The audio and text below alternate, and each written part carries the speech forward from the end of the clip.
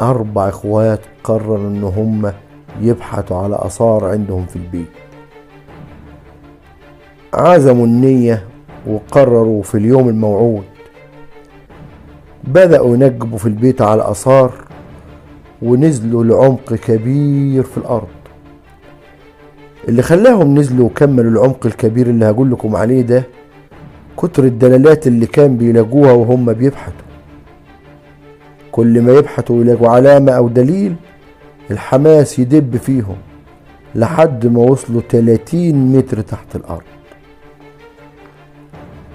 واكبر دليل واكبر علامة خلاص خلتهم ان هم يعرفوا ان هم وصلوا لما وصلوا لدرج السلم.